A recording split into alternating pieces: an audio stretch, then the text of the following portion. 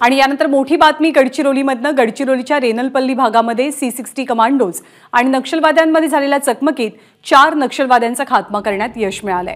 कोलामार्का पर्वतांमध्ये आज पहाटे नक्षलवाद्यांचा शोध घेत असताना नक्षलवाद्यांनी अंधाधुंद गोळीबार केला, ज्याला C60च्या पथकानं जोरदार प्रत्युत्तर दिलं। यामध्ये 4 नक्षलवाद्यांचा खात्मा करण्यात यश मिळालंय।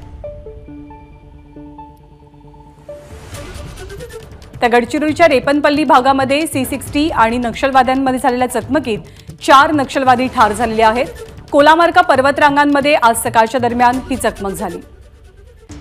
तुषार कोहळे आपल्या सोबत आहे। तुषार, काय माहिती मिळतेय? ज्ञानदा, महाराष्ट्र पोलिसांना मोठं यश म्हणावं लागेल की जवानांचं एक मोठं यश म्हणावं लागेल।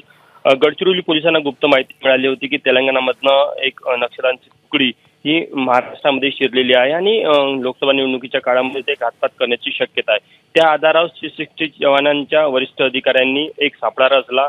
C60 जवानांचं जे अहेरी मुख्यालय आहे तिथनं एक टीम ही रवाना करण्यात आलेली होती आणि कोलामार्का जंगल आहे त्या जंगलामध्ये जसंही नक्षलाची ही तुकडी येताना शिरली आणि दोन्ही बाजूने तिथे चकमक झाली। महत्वाची गोष्ट की या चकमकीमध्ये 4 नक्षल्यांचा खात्मा झाला। त्यामध्ये जे 2 वरिष्ठ सदस्य आहे DVCM सदस्य असल्याचं सांगितलं जात आहे। वर्गेश मांगी आणि कुसुमराज भीम हे नक्षल चळवळीतले मोठे नेते वरिष्ठ कमांडर असल्याचं सांगितलं जातं। त्यासोबत 2 सदस्य कुसुम राजू आणि कुडीमेट्टा व्यंकटेश याचा देखील या दोघांचा देखील या चकमकीमध्ये खात्मा झालेला आहे। सोबतच नक्षलवाद्यांकडून मोठ्या प्रमाणात साहित्य देखील जप्त करण्यात आलेलं आहे।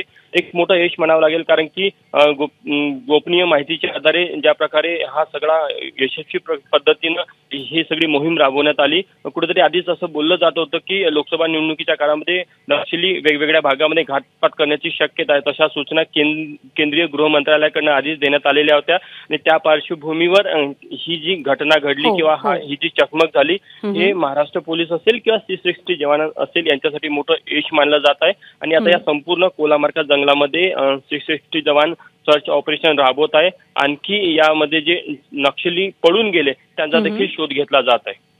धन्यवाद तुषार या माहितीबद्दल। ABP माझा, उघडा डोळे बघा नीट।